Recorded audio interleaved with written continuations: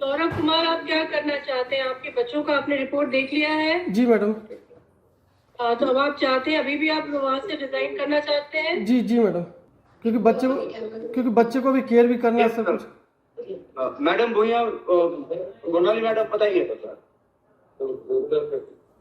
Yes, yes. So in his representation, apart from his minor son's issue, he has taken issue of the ill health of his parents, my lord. जय हिंद दोस्तों, अभी आपने एक high court का video देखा और जिसमें आप देख रहे हो एक मेजर साहब आपको दिख रहे हैं और जज दिख रहे हैं, एडवोकेट दिख रहे हैं और वहां पर है एक नायब सूबेदार सौरभ साहब है। आखिर ये मामला हाई कोर्ट गुवाहाटी में क्यों पहुंचा?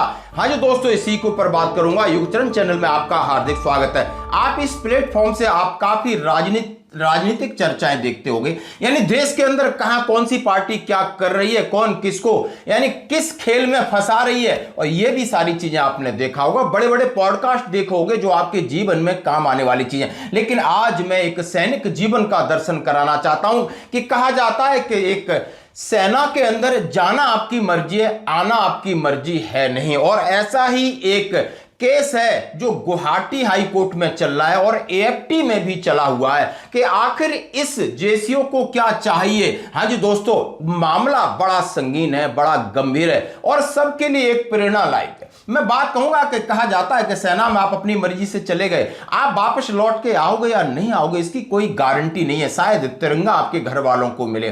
कुछ लोग खुश नसीब होते हैं कि जो दो पैरों पे चल के जाते हैं और सही सलामत वापस आ जाती है, क्योंकि सेना के अंदर संघर्ष है, सेना के अंदर त्याग है, सेना के अंदर बलिदान है, सेना के अंदर हमेशा खतरा है और यही चीजें सेना को महान बनाती है। हर सैनिक चाहता है कि अपने से पहले उसका देश है और देश को उसके प्राण भी चाहिए तो वह हंसते हंसते दे देता है। तो आइए दोस्तों, मैं बात करूंगा, यदि आपके घर में समस्या है, यदि आपकी बीवी को समस्या है, आपकी नौकरी पूरी हो गई है, यदि आप सेना छोड़ना चाहते हो, तो आज की स्थिति में क्या हो रहा है ये मैं आपके सामने रखना चाहता हूं कि एक नायब सूबेदार सौरभ साहब हैं और जो कि सप्लाई से हैं और वो सेना छोड़ना चाहते हैं, यानी प्रीमेचर रिटायरमेंट आना चाहते हैं, लेकिन सेना उन्हें प्रीमेचर रिटायरमेंट नहीं दे रही है। जब उन्होंने प्रीमेचर रिटायरमेंट की एप्लीकेशन डाली तो उनकी पोस्टिंग आरआर में निकाल दी और आरआर में पोस्टिंग निकाल दी और इतनी मुश्किल थी कि उनके ट्विंस दो बेबी बड़ी मुश्किल से पैदा हुए थे। उनको संभालने के लिए उनकी बीवी परेशान थी।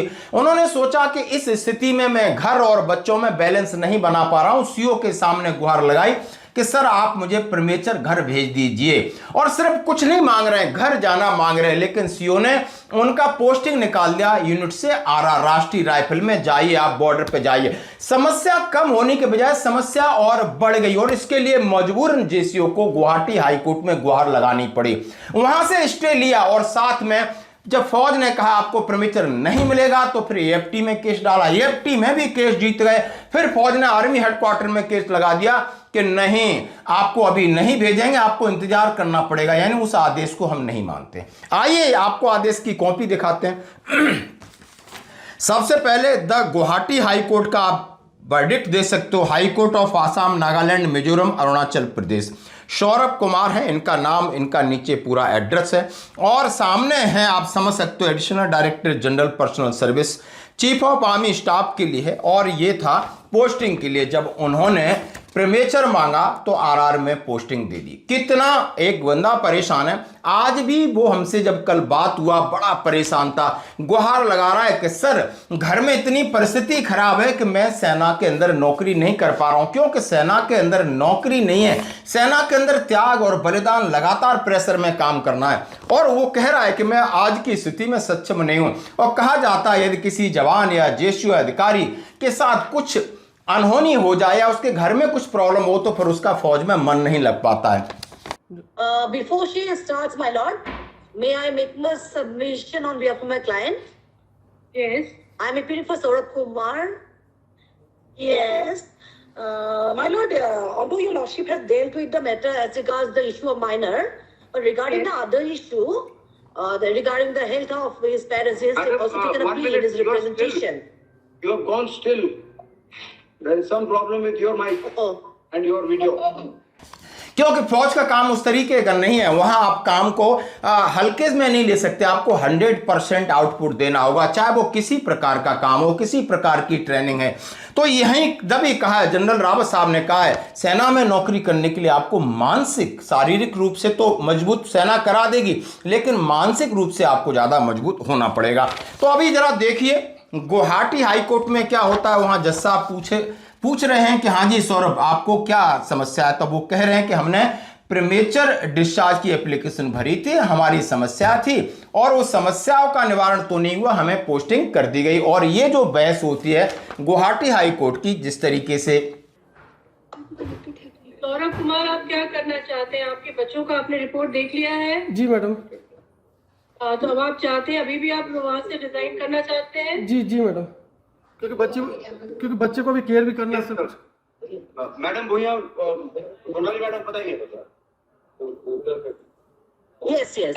So in his representation, apart from his minor son's issue, he has taken issue of the ill health of his parents, my lord. So he wanted to go for premature retirement. But the other issue probably has not been taken into account. Regarding lordship, may I take your lordship to Rule 11? The issue should be taken with all convenient speed.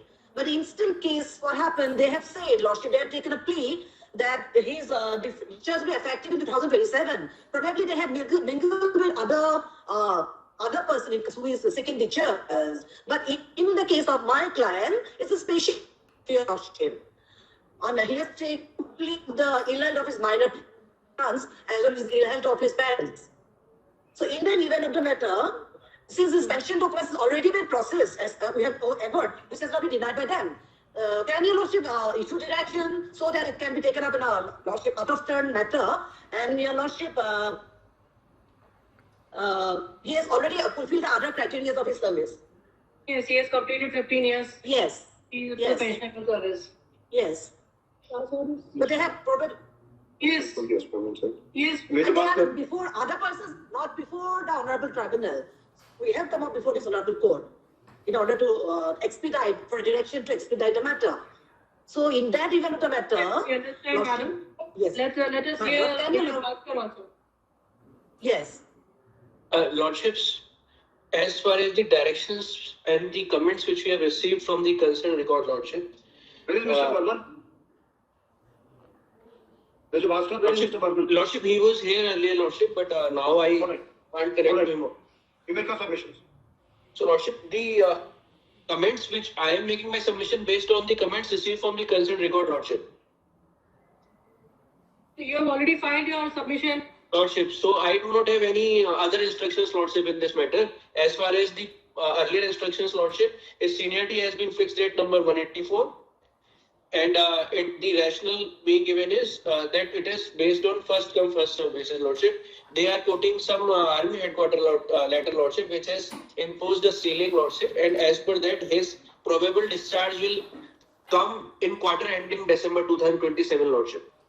मैं आपके सामने उनका एक आदेश है, उसमें कहा गया है इनको स्टे दे दिया जाता है। अब स्टे देने के बाद फिर ये क्या करते हैं, प्रीमेचर के लिए armoured forces tribunal regional branch Guwahati में डालते हैं। और वहां पर आप देख सकते हो नायब सूबेदार सौरभ कुमार हैं और वहां पर सुनवाई करने वाले honourable MS justice Nandita Dubey member हैं, honourable lieutenant general CP Mohanty साहब हैं। अब इन्होंने पूरा आप देख सकते हो 10 पेज का वर्डिक्ट, इनकी सारी समस्याएं सुनी और उनको कंसीडर किया और कंसीडर करने के बाद उन्होंने आदेश दिया सेना को कि इन्हें इज्जत के साथ फौज से विदाई कर दो, यानी इनको प्रीमेचर रिटायरमेंट दे दो। लेकिन सेना ने कहा अभी नहीं, अभी मेरे पास आप लाइन में लगिए, क्यू में लगिए, आपका वेटिंग में चल रहा है। और वो उन्होंने वर्डिक्ट माना, लेकिन इंप्लीमेंट करने के लिए क्या किया, सुप्रीम कोर्ट में चैलेंज कर दिया। उनका जो AFT का जो डिसीजन था उसको काउंटर करके सुप्रीम कोर्ट में चैलेंज कर दिया, क्योंकि आप समझ सकते हो AFT आर्मर्ड फोर्स ट्रिब्यूनल है हमारे लिए,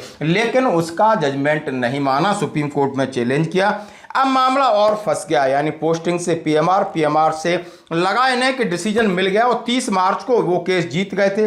रिकॉर्ड और आर्मी ने सीधा सीधा सुप्रीम कोर्ट में केस डाल दिया। हमने पैसा भी काफ़ी खर्च किया और उन्होंने कहा है, और उन्होंने कहा है कि वहाँ पर एक लेफ्टिनेंट जनरल साहब थे, उन्होंने कहा है नहीं वहाँ आपको उम्मीद है हो जाएगा, आर्मी हेडक्वार्टर आपको सैंक्शन कर देगा। लेकिन समझ सकते हो कि इतनी बड़ी लाइफ में कसमकस होती है एक सैनिक का जीवन आप समझ सकते हो त्यागों से भरा होता है, बलिदानों से भरा होता है। कभी कभी वो सिस्टम भी उसे कोऑपरेट नहीं कर पाता है क्योंकि यहाँ मैन पावर की कमी है। बात क्यों नहीं, कई लोग सिविलियन से देखेंगे आखिर क्यों नहीं छोड़ रहे, और वो जाना चाहता है तो किसी भी विभाग में आप एक लेटर डाल दीजिए और टाटा बाय बाय करके जा सकते हो। लेकिन सेना के अंदर ऐसा नहीं है, आप एक सेकंड भी लेट नहीं हो सकते। सेना के आदेश में रहना होगा, सेना के प्रोटोकॉल में रहना होगा, और उसी का सम्मान हमारे नायब सूबेदार साहब कर रहे हैं। हम उम्मीद करते हैं कि इन्हें न्याय जरूर मिलेगा क्योंकि इनकी घर की परिस्थिति अब इन्हें नौकरी करने के लिए अलाउ नहीं कर रही है। तो यदि आप प्रीमेचर जाना चाहते हो तो आप समझ रहे होगे कि मैं यूनिट से बात नहीं बन रही है, फॉर्मेशन में जाते हैं, आवा में गुहार लगाते हैं, कोर्टों में जा रहे हैं, लेकिन अंततः होता क्या है कि आपको वहाँ कहा गया है कि भाई जो कोटा ऑथराइज किया है मैं उसके अगेंस्ट नहीं जा सकता हूँ, और कोटे के हिसाब से इनका नंबर है जो दिसंबर 2027 में आएगा, वहां तक वेट करना पड़ेगा और साहब अभी परेशान है। तो इसी तरीके की जद्दोजहद प्रीमेचर को लेके चल रही है। जब से कोटा कम हुआ है लोग हमसे पूछते हैं कि कौन सा तरीका है जिससे मैं फौज से एक बार निकल जाऊं। बस सर मेरी नौकरी 15 साल हो गई है, जितनी सरकार हमें पेंशन दे, लेकिन मैं सिविल में बहुत सारी मेरी जिम्मेदारी हैं, बस मेरा यहां मन नहीं लग रहा है। तो ये एक संघर्ष है सेना के अंदर, सेना से बाहर निकलने का भी। धन्यवाद दोस्तों।